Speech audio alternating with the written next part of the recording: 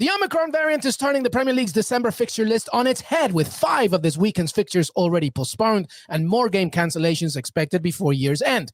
What does it all mean for clubs, players, and fans? I'm joined by Heath Pearce and James Bench to discuss that, as well as looking ahead to what's left of the weekend action, including Tottenham hosting Liverpool, a Serie A 6-pointer between Milan and Napoli, the USMNT's last run out of the 2021 season, and much, much more. Que Golazo weekend preview with an asterisk begins right now. Hey everybody, welcome to Que Golazo. Thank you so much for being part of the family. We are on Twitter. We are verified. Que Golazo Pod. We have more than 6,000 subscribers on YouTube as well, and it's all thanks to you. Thank you so much. Please help us to support the show. You can now rate as well on Spotify, so please make sure that you go there and give us a nice rating, as well as Apple Podcasts and anywhere else you listen to your pods. Right then, it's the weekend preview with an asterisk. Heath Pearce speaking live from a Foot Locker in Dubai. How are you, buddy?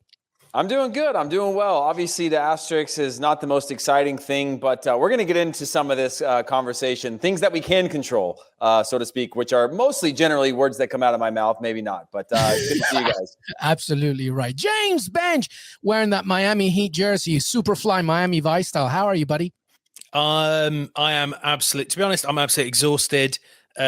It's been a week where I've spent much more of my time writing about Omicron and public health and taking lateral flow tests than actually thinking about football. So it's great that we can start by talking about all the Premier League games that aren't going to happen.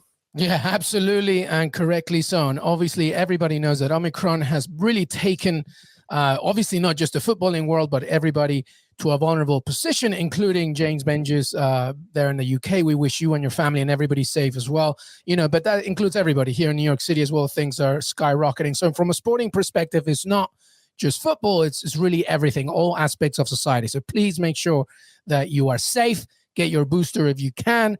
Maintain social distancing, et cetera, and we wish you all the best. But we begin, as James said, on Omicron and how it's basically, essentially, factually thrown the EPL fixture list into upheaval.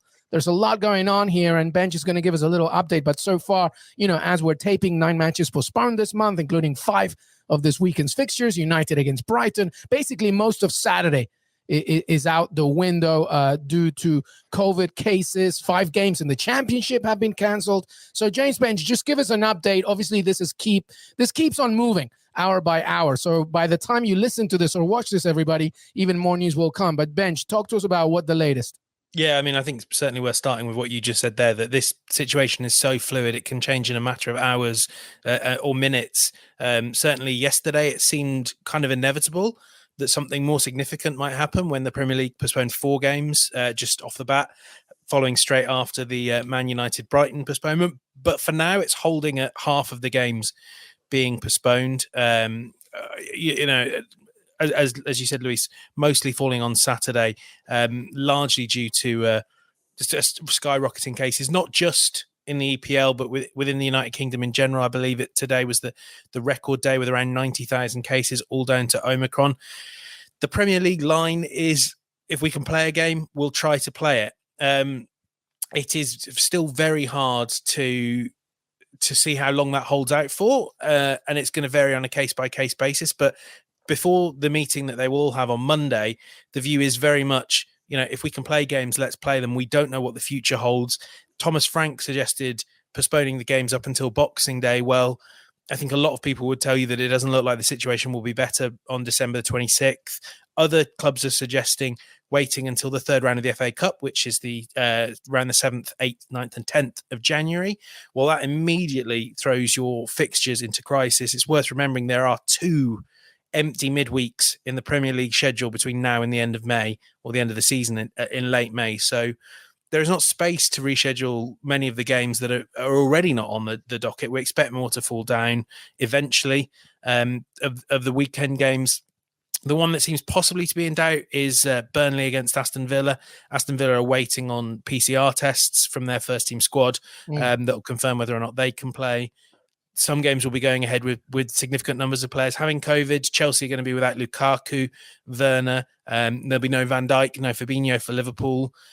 it's worth noting this isn't true of every team, and I'll stop talking soon, but Wolverhampton Wanderers have a fully vaccinated squad. They're able to play. Southampton, Ralph Hasenhüttl said today, very close to 100%. They're able to play. So, there is an awful lot of talk and conversation here, but, the answer to everyone's questions, as you said, Luis, get vaccinated, get boosted, all that stuff is going to make it easier for everything to keep going. And that's the big message that will be coming out of the Premier League over the next few days. But it's half steam ahead, certainly not full steam ahead, but they're trying to do what they can.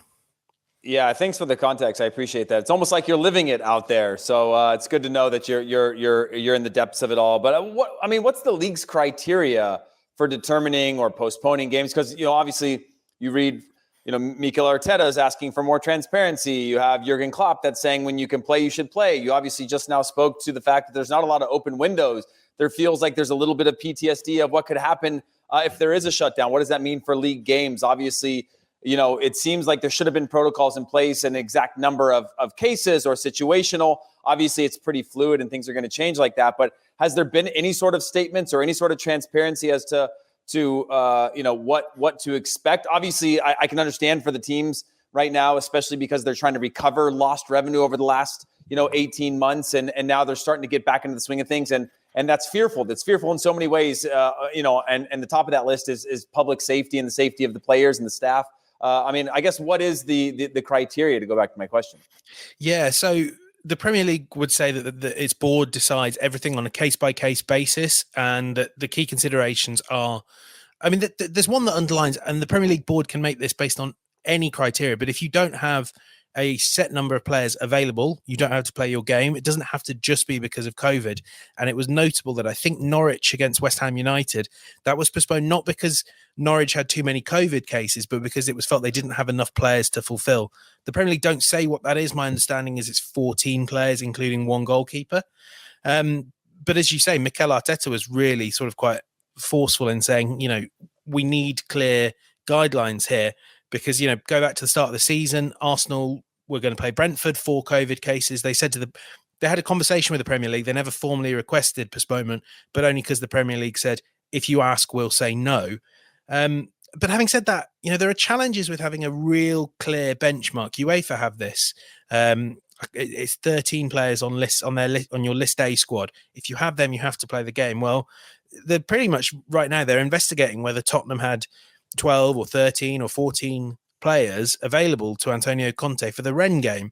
But that doesn't the reality is they also had this huge COVID outbreak that was over a dozen people, 9 players, I think in the end, 5 members of staff. So it's tough. You do want clear set rules so that this situation isn't exploited. Yeah, but by the way, Benji, at least on that with UEFA, you set a roster, right? At the beginning, like you submit your roster. So at least there's some clarity to that. Whereas when you're a club team, you've got everything from your academy up that you have potential access to. If you were to have all those as injuries, you would call upon those players, right? In those circumstances. So it just seems a little bit harder to create a certain number because these squad lists could be 50, 60 if they had to be. Yeah, exactly. I think that's true. And this is the sort of question mark that maybe hangs over some of these games is, certainly, I would never suggest that clubs are acting cynically about this, but I think maybe there's been pressure to just call it off, and we saw this with Leicester Tottenham.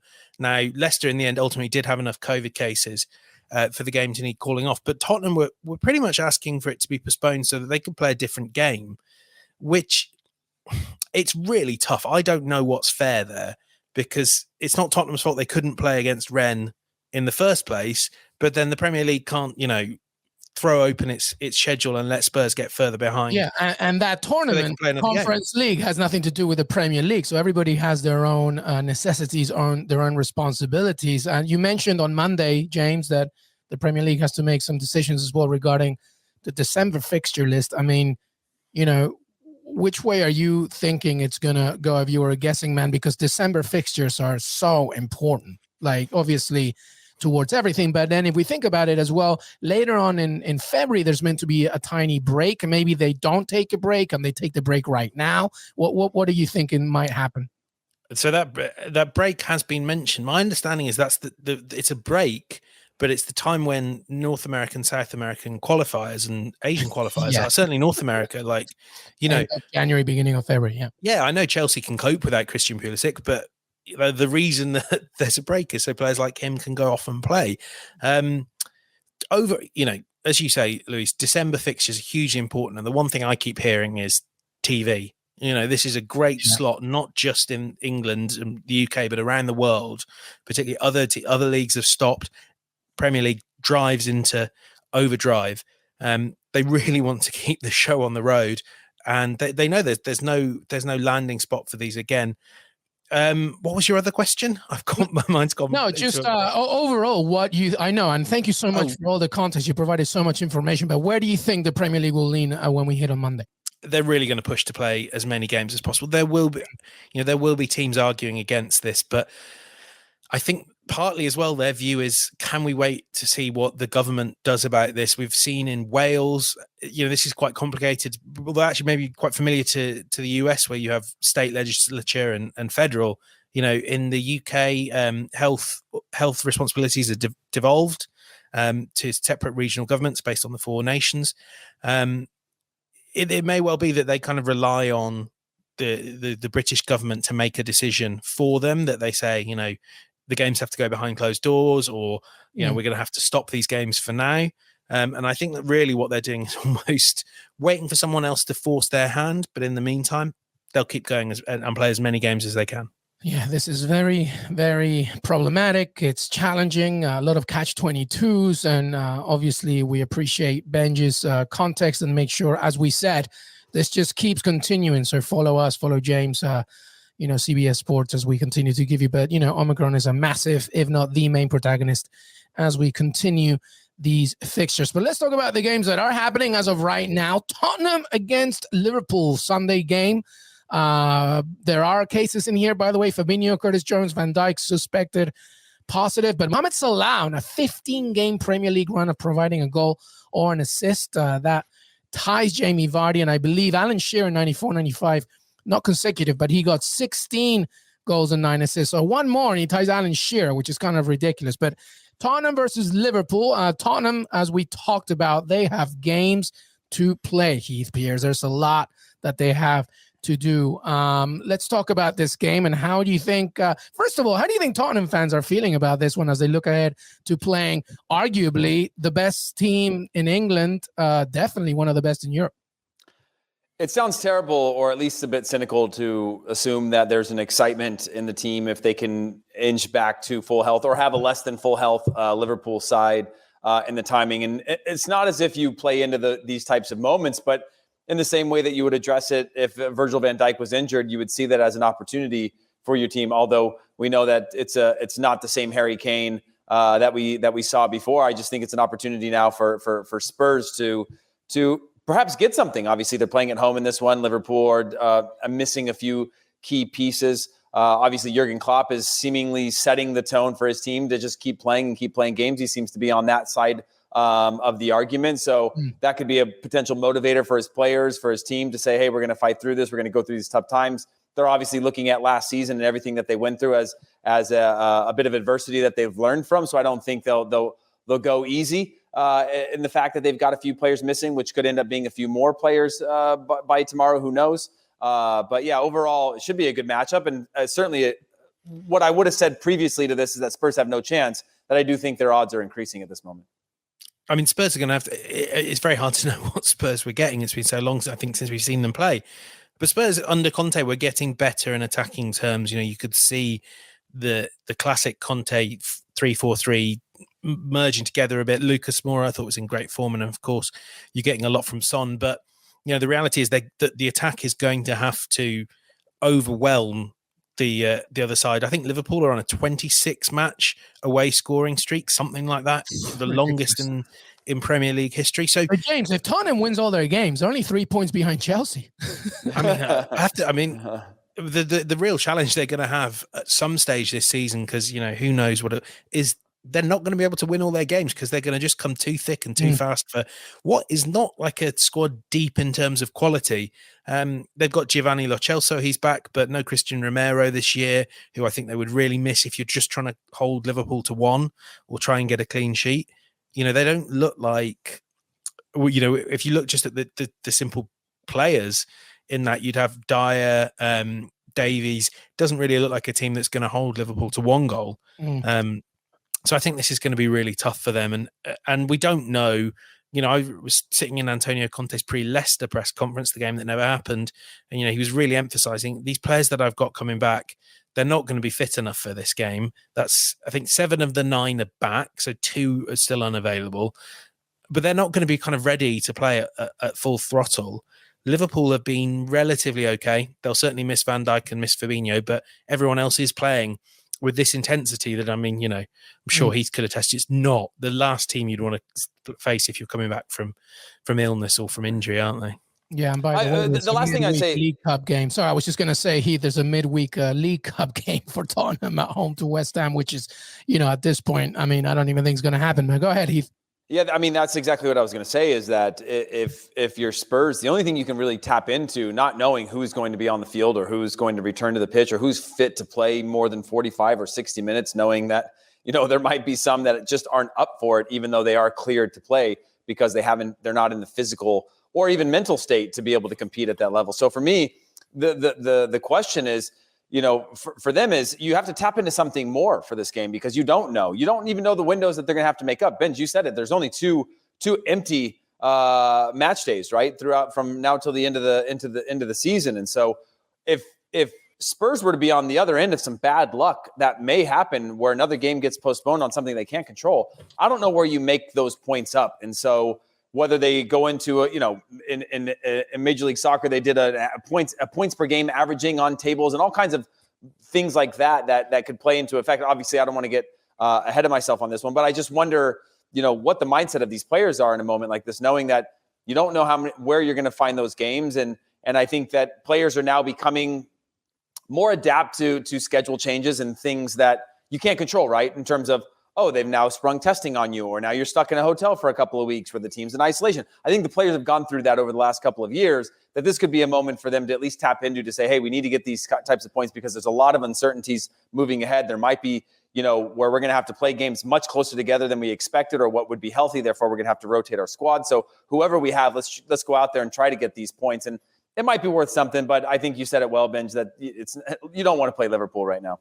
Yeah, absolutely. Well, we're going to keep on rolling here with the Premier League, then we'll take a break. But let's move on here. I've got 2 Arsenal fans here on the show. Leeds against Arsenal. Marcelo Bielsa on thin ice a little bit. I think Leeds have conceded 10 goals in their last 2 matches, but really overall, just the way that they're conceding, the way that they're playing. We always knew there was going to be a sophomore season, a sophomore slump for Marcelo Bielsa, just because of the intensity. You could never almost predict. That's kind of what happens in Marcelo Bielsa's club history overall, and you can see it now with Leeds, and now they're facing Arsenal boys who are flirting with Champions League football again, doing well under Mikel Arteta. All right, some updates on Pierre-Emerick Aubameyang, though. James Bench removed of his captaincy, nowhere to be seen these days. What's going on? Well, first of all, I mean, Arsenal aren't flirting with Champions League football. They're there, I know. Look at that table. They're talking about moving in with Champions League football. They're marrying the Champions League football spot. That's right, yeah. And hey, it's worth saying, you know, this is a dreadfully cynical viewpoint, but Arsenal, the look of the fixture list and so on, they could end up racking up all these points and having a huge lead, loads of scoreboard pressure on a team like Tottenham. But anyway, in terms of Pierre-Emerick Aubameyang, he won't be available for this game. Mikel Arteta confirmed that in his press conference today. And just speaking to people around Arsenal, my understanding of the situation is he's no longer training with the first team, which is quite a significant step. If you look at also the fact that he will be going off to AFCON late this year, I think we're not going to see another. He's done. Well, the only thing that would change this is that there's not really many takers for him on the market unless Barcelona want to loan him. Right? Yeah. Arteta, he's a tough man. He's a hard disciplinarian, but I know for a fact with a player like Matteo Guendouzi, he is willing to offer the olive branch at the right moment. There's real internal disappointment about this. if Aubameyang comes back in, it will be on Arteta's terms. And it's worth saying that Arsenal look a lot better when Alex Lacazette plays up front than they do when Aubameyang does, as good a finisher as Aubameyang can be.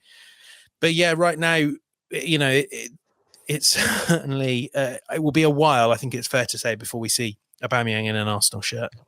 Yeah, and we talked about this for a while now, of just his role and responsibility being kind of an outlandish type of guy. You know, his ability to lead in that locker room was going to be so important. And anytime that he was playing well, you go back a few years before he signed his massive deal, and he led by example on the field. He seemed to have the ear of some of the young players. But now you look at this Arsenal squad and you go, wow, this is a young team with a lot of potential moving forward. And the last thing that you need, and if you're Arteta, you can recognize that right away, is somebody who has the ear or has the respect because of what they've done on the pitch over the years, right? Actually performing at the level that he has can have a huge impact on those young players. And that means on the positive side, but now we're seeing on the negative side of what it looks like, you know. And I'm sure I've told the story before of when I walked through the car park at Arsenal with Thierry Henry, and he was pointing to all the cars of the reserve team and said, none of these players have ever touched the first team before, but now we're living in an era where all of these players have this privilege of big cars, huge contracts, all these types of things, that they're coming into this locker room thinking they've made it, right? And some of them are still being driven by their parents in the cars that they bought with the contracts that they've had when they've never played for the first team. And he was making it clear of like his era, and I get it, like nobody wants to hear the grumpy old man talk about in my era, but he was making an example of like these players are already coming in privileged. So if you have somebody like Aubameyang that thinks they're above the law, young players look at that and go, okay, yeah, I can burn the candle on both ends. I can do these things. And it's really important for Arteta to be able to know, having been in these types of locker rooms before, to be able to nip that in the bud and move forward.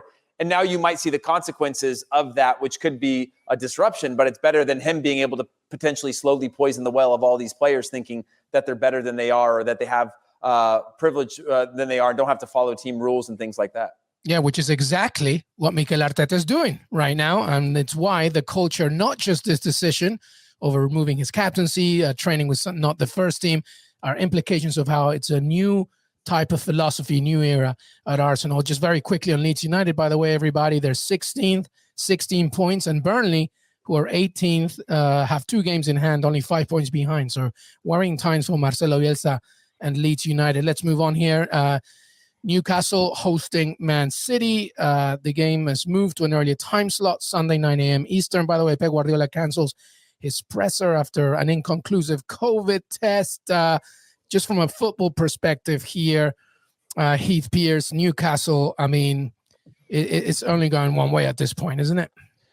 Yeah, I made the joke that asking Jimmy Conrad early on of like, do you think it would be better to have this war chest to rebuild in the Premier? In the Championship moving on, and obviously nobody wants that. But when you look at other teams that have had to do that over the years, and we talk about forcefully so, of whether that's Rangers in Scotland, or you've got Juventus in Italy, and other teams that have forcefully gone down or gone down to only rebuild and come back up.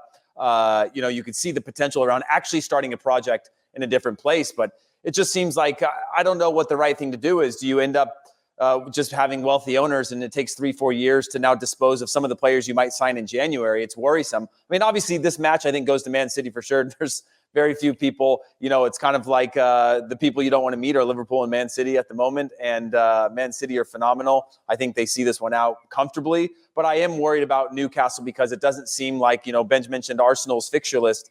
Newcastle does not have a friendly or favorable fixture list, and I think it's not going to get easier for them. The only benefit they have is the potential for postponed or canceled matches that could allow them to open up a window of time where they have a better team or better players, or a transfer window even, because right now it's not looking good. Yeah. If I were Newcastle, I would be very much in favour of a lengthy break that allows them to maybe build up as many fixtures as they can after the January transfer window, because I think Eddie Howe is having a positive impact. You're seeing players like Joe Linton getting better, but the players aren't very good. So, and you have an opportunity in a few months to buy good players, maybe not players that'll, maybe potential mercenary players, or however you want to describe them, but they just need to get to January and get some good players in really fast. Yeah, we will see if that happens. Finishing here before we take a break, Chelsea visiting Wolves. By the way, Bench, Chelsea, obviously we've talked about Liverpool, Man City, and Chelsea has always been part of that conversation. But as of recently, I feel that there could be an argument now that there's a little tiny separation between City, Liverpool, and now Chelsea? Or is this just a blip, James Bench, with Thomas Tuchel and the Blues? I think it's a blip. If you kind of look at things like the XG they had in that Everton game, it was ludicrous that ended up as a 1-1. And, Tuchel himself would say, this is, the performances are not being reflected in the results. I think actually maybe you could argue they were a bit worse in attacking play earlier in the season with Romelu Lukaku in the team. One funny thing we should point out, it's funny and a bit sad. We know that Jorginho is a doubt. Ruben Loftus-Cheek is a doubt for this game. N'Golo Kante, if he plays, he'll be playing on one leg. They may rush Mateo Kovacic back. He was injured with an ankle injury, came back, tested positive for COVID the next day, came back in training today. And Tuchel was laying all this out, and not at any stage, not for a moment, did he mention Saul, who was supposed to be the best fourth midfielder on the planet. But he is woeful. I think it's sadly not even in Chelsea's squad. I think there's an argument to be made about being the best midfielder. I think, like Jimmy Conrad always says, I think Cholo Simeone knew something that neither of us did. Definitely not Chelsea, Heath. But they're facing a Wolves side, by the way. I'm seeing the betting tips here. Plus 275 for a draw. I mean, Wolves at home, aside from that Liverpool game, that's usually what happens, or just slim margins. How do you see this game? Yeah, I mean, I like the draw. I like both teams to score and there being a draw. Obviously, Chelsea haven't had a clean sheet in their last 6 matches, which, Benji's talking about the XG and the goal scoring opportunities they're creating is comfortable at the moment. I think that part bounces back. But the other thing that they were great and known for is that ability to defend small leads, to grind out results, to be very hard to break down. And they're giving up multiple goals in multiple games over the last month, and they just seem a little bit off there. And again, I do think this is a funk. I don't think that they've lost some sort of identity, but it can, as these things run on, you can create your own bad luck or create your own luck where you start to think that, things aren't going your way. And that can lead to you continuously having moments of lapse of judgments that lead to goals against, where you give up a half chance and you get punished for it. You can see those become themes over time. And that's the thing that I'm worried about with Chelsea. I don't think that they've fallen apart whatsoever. I don't think there's any locker room issues, but I think they're just being punished on these marginal errors right now that are costing them points. Yeah, well, that is the Premier League, everybody. And like we mentioned at the very beginning, keep on track, because this storyline of Omicron and positive cases in different squads and postponements of matches will continue to happen. So make sure you stay updated. We're going to take a break. When we come back, some sexy Serie A action going on. And the USMNT are playing as well this weekend, as well as some thoughts on La Liga and much, much more. Que Golazo weekend preview. James Bench, Heath Pierce. We'll be right back. Following on from Thursday's coverage of the NWSL expansion draft, CBS Sports HQ will be bringing you live coverage of the NWSL college draft on Saturday, December 18th, starting at 2 p.m. Eastern. Listen to Attacking Third with Sandra Herrera and Lisa Roman for full NWSL draft previews with guest experts and live draft recaps following the coverage on HQ. Find Attacking Third on Apple Podcasts, Spotify, Stitcher, or watch on youtube.com/Attacking Third.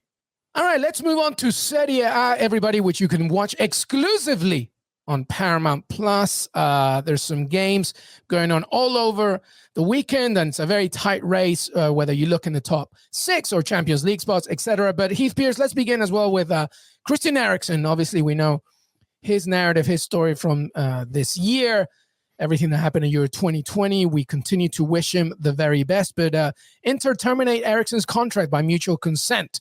Serie A won't allow him to play with an implantable cardioverter or defibrillator, an ICD device. The league won't allow that to happen. He's been training on his own at Danish club Odense, but Inter and Eriksen say goodbye. Quick thoughts on that? Yeah, I don't really like the wording that is being used with the word termination, just because it has such a negative connotation to it. And I'm trying to remove that word from the actual circumstances. Obviously, the federation has rules, or the league has rules against having heart controlling devices, I believe, for, contractually and I don't know if that's an insurance policy thing or if it's whatever it is that helped them to determine that at a certain point. It's disappointing. I hate the word terminated just because it just feels off and wrong for what he's done for the club. Obviously didn't play a huge role early on, but then came back to be a huge part of their Scudetto run, and everybody knows his story. Would love to see him keep playing. I'm waiting to see what else comes out about this in terms of mutual decisions, what he wants to do, what the odds are of him playing again. Obviously, everybody asked the question during the Euros is, will he ever play again? Will he ever play again? And I think that was the last thing on anybody's mind. It was just about stability. And now to have this come out, it just seems a bit bizarre. I don't know if there was a tension point or if this was just pure logistics or if this is, again, an insurance thing or a legal issue or what it is, but it's certainly disappointing to see him go. And obviously would love for the wording of this to be in a different light. So it's seen more as a mutual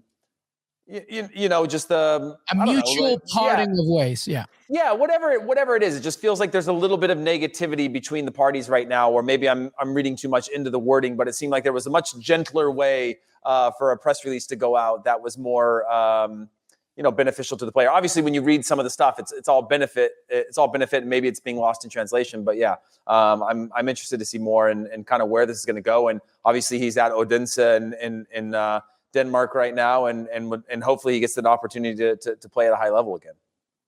Yeah, I mean, it's hard to. I mean, we don't know. We're not medical experts, so we don't know what his professional career might hold. But we do know that the last time, before everything that happened at Euro 2020, when he was on a football pitch regularly, he had completely convinced Antonio Conte of his worth. Conte having been a bit doubtful early on and was becoming a really key player for a great Inter Milan team, and one that, as good as they've been this season, they'd still love to have him back. And I think there are an awful lot of teams who, if Christian is 95% of the player he could still be a really valuable player for a top European team. I mean, my head immediately went to teams like Ajax and Tottenham that he's played for before. If they don't have rules that are as stringent as Serie A, and the honest answer is I don't know, I don't see any reason why if Eriksen feels comfortable, if the medical scans show that he's good to go, why would you not give him this chance? It was a horrible event that we'll never forget how we experienced it, but it doesn't have to be the end of Eriksen's career if he doesn't want it to be. And and I really hope this is not how it ends. It's a really special player. I mean, one of the best dead ball players we've seen since David Beckham. And I mean, yeah, I hope we see him. Actually, I hope we see him for Ajax, because imagine him coming off the bench. Yeah, that would be absolutely wonderful. All right, let's move on. Let's talk about a big game, by the way. AC Milan against Napoli, Sunday, 2:45 Eastern. Our team, our Paramount Plus team, our friends Matteo Bonetti, Drake Cordera will be calling the game from the San Siro, by the way. Super exciting. A lot of coverage on Paramount Plus as well. But regarding the game itself, everybody, two teams in somewhat of a turmoil. I mean, when you look at the standings, I mean, even a few weeks ago, it was like Napoli, Milan, but now both of them are really chasing Inter, with Milan in second, 39 points, but Napoli in fourth with 36 points. Since the beginning of November, Milan have picked up 8 points from 6 matches. Napoli, 5, ranking them 10th and 16th, respectively, in the league during this period. Benj, let's jump with you, because recent history does favor Napoli. In the last 13, it was 7 wins, 5 draws, only 1 loss. And Spalletti has never lost to Pioli. That's what history tells us. But what say you? I say that Milan still are a pretty good team. They had their wobbles a few weeks ago in Serie A in particular. I mean, looking back at that, that Vlahovic-inspired win for Fiorentina. But, they've lost to Fiorentina and Sassuolo. They're Serie A teams that can just give you a bloody nose every once in a while. It doesn't mean you're a bad team at all. It is... I think that we have seen that they are still a young team that is learning about the pitfalls of being front runners. But, I saw a lot of them in the Champions League group stage as well. And they are a team that will never kind of stop fighting, will keep going to the 99th minute and beyond. I would not be thinking that this team is going to slip into turmoil. And, good as Napoli have been throughout this season, I think, are they still waiting, I think, on Osimhen? Let me know if I'm wrong there.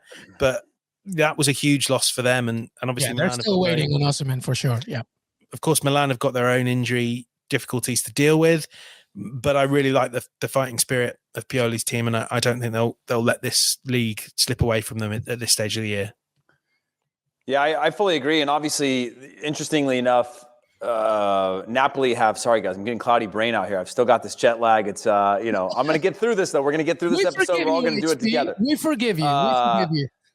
Napoli have to play Juventus into the new year. And then AC Milan have to play Roma also to start of the new year. And so both of them don't have the greatest of schedules. So this could be one that turns the favors of an otherwise rocky season. I think AC Milan, at least I see as the favorites in this one. Napoli looking like a team that, only one win in the last 6 in Serie A, as you mentioned, Luis. They've kind of fallen off as of late, and they're sort of missing Osimhen as much as they are. You're starting to see the impact of that. And again, this is the time of year where depth gets tested, and you start to see where one player can change the trajectory of an entire season, or you start to realize quickly what the reliance was on that player in terms of delivering for your team. And so AC Milan, I still worry about the age of and whether or not Zlatan can do it through the winter when you've got a lot more fixtures. Obviously, this is not the Premier League. You're not doing that many matches, but they are starting to rack up. He hasn't played a ton of games this year so far, and that's not because of rotation, just because of his health. But he's clearly the guy that they're looking to keep them in matches, which is a little bit worrisome, again, in terms of their title race. Yeah, well, regardless, only 4 points separate first and fourth. So the Champions League and the title itself still up for grabs there. Let's put up those fixtures as we look at the final thoughts here in Serie A, where I mentioned Inter lead the table with Milan, Atalanta, and Napoli, and then Fiorentina. But some of the games that are playing this weekend: Bologna hosting Juventus, Atalanta against Roma, Cagliari, Udinese, Fiorentina, Sassuolo, and a few others. Any final thoughts on Serie A, James Bench? Well, I mean, that Roma-Atalanta game promises to be something quite spicy. I believe that if Roma lose this weekend, does Jose Mourinho now not match his record of league defeats with Inter Milan, with Roma already? I think it would be 8 out of 18.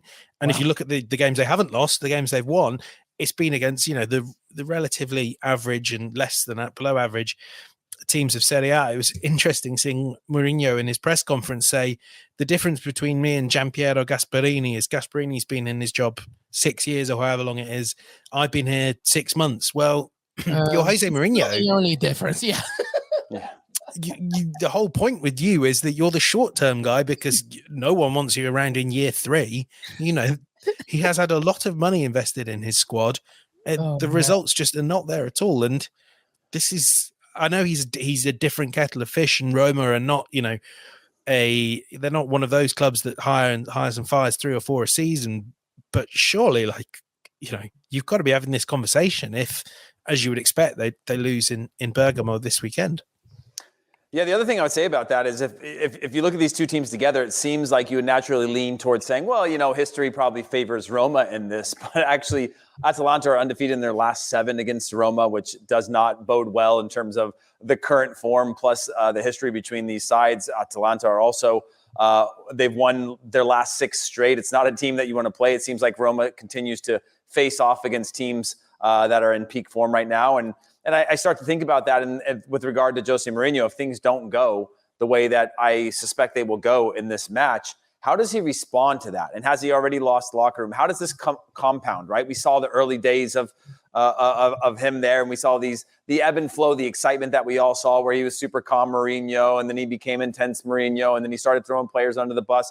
When these compounds happen, and he's seeing that with clubs that don't have the depth, he doesn't have Abramovich behind him with the Chelsea loan system to be able to constantly have this influx of players. It's a different era for him now, and it's a different era of players. And I just worry about his ability to lead this locker room and how many more games it's going to take before he crosses that line where, I talked about the Arsenal young players before, Tammy Abraham, where you have, when will these players turn their backs and eventually go with a few of the veterans that turn their back on Jose Mourinho and say, hey, we're done with this. We've lost the trust in this manager. And then you slowly see this thing fall apart, probably publicly and privately. All right, well, let's move on to Spain. And let's just have some overall thoughts here. I mean, Sevilla against Atleti is a big one. Diego Simeone in a 2-match losing streak in the league. Sevilla have conceded a league low 11 goals this season. Very good defensively, keeping 9 clean sheets in the process. Sevilla second, Atleti fourth. But, these games are needed specifically for los colchoneros. So, James Bench, how do you see this one, Sevilla against Atleti? What I find interesting is Sevilla feel more like the Atleti, and we've spoken about this a lot, did around the Champions League draw. Atleti don't really play like Atleti anymore. They're very cumbersome and loose in defence. I know they're riddled with injuries, but Sevilla, they are. I've not enjoyed watching them any time I have, but you go, well, they get results. It's not always the easiest on the eye, which seems bizarre when you've got Papu Gomez in your squad, but they're out there grinding results. I don't think this will be a particularly pleasurable one to watch, but I feel like if anyone's gonna, kill this game off and win it 1-0 or 2-0, it'll be Sevilla for once, not Atleti. Yeah. Yeah, I fully agree. Again, I think that they're going to out Atleti in terms of the way that they play. Obviously, willing to play ugly. It's not pretty, but that's exactly what Atleti are used to, or the brand that they built while in La Liga. So I think this is one where I actually think Atletico Madrid could match up well with them, but it just seems like Ben says, Atleti's one of these teams that just the way that I saw Chelsea over the last weeks, where you're like, well, it's one game, it's no big deal, and then you go, it's 2 games, it's no big deal, and it's 3, and because they have this foundation that they've built on, which is being tough to defend. They fight like hell. They're very difficult to play against. They're not the most attractive way to play, and that is traditionally a foundation where you have one team in every league that does that really, really well, and it works. A lot of teams try that. Most of the bottom half of every table try that, but they don't have the quality to do that. So it's one where I think Sevilla are in great form right now, but Atleti also are just at a point where you think eventually they're going to get these points out of these matches, and it could continue to go this way, and it's not going to get any easier against Sevilla, who are willing to do it ugly against them.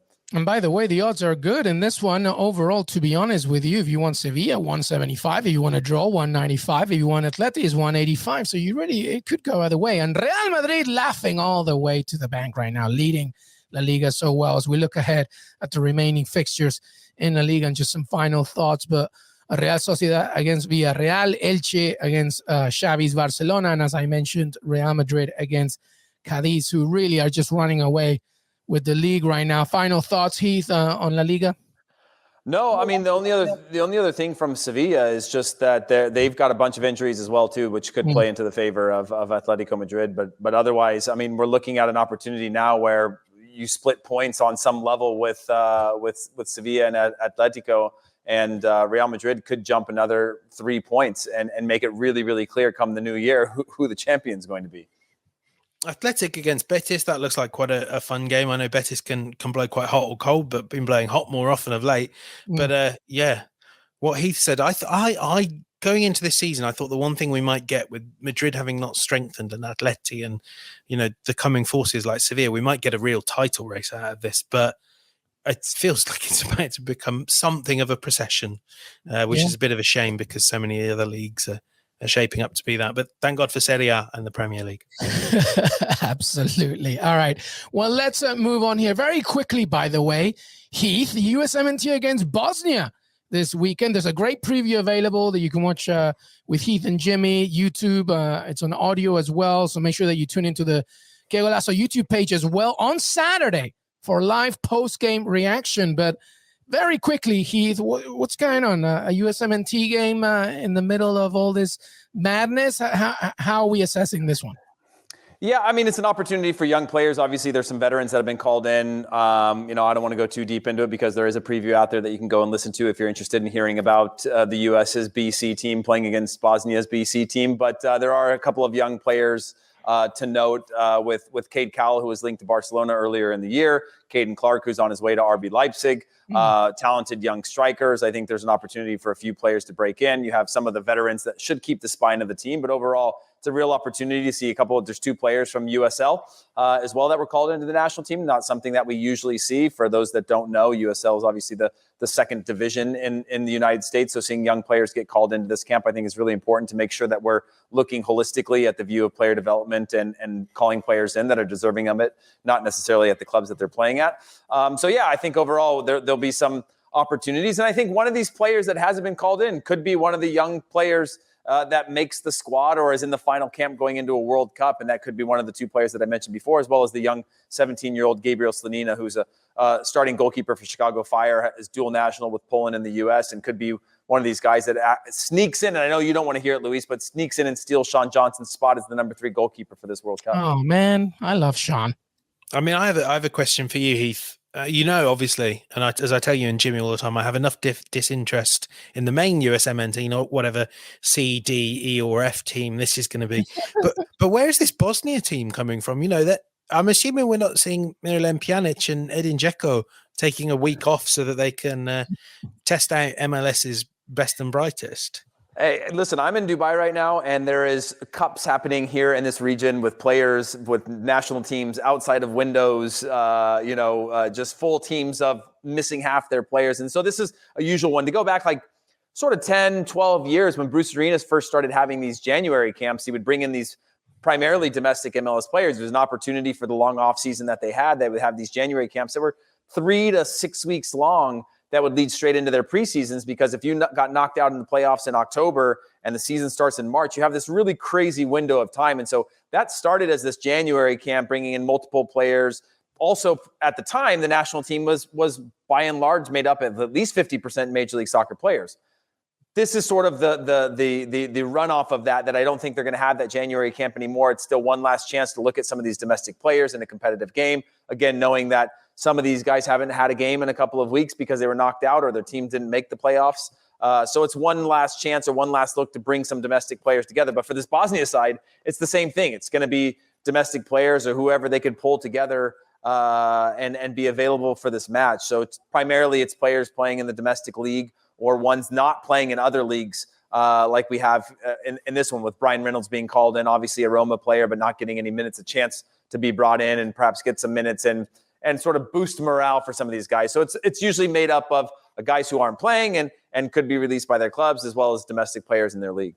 Well, as I mentioned, don't forget to watch or listen to Jimmy and Heath's preview for this game. That's Saturday, 8 p.m. Eastern, by the way. And that is it. That is our weekend preview. I'm sorry, everybody, that it wasn't necessarily so celebratory. There's so many things that are going on around the world. The football world does not take exclusion. But how about some final thoughts here? By the way, good luck as PSG, who have won 6 of the last 7 Coupe de France.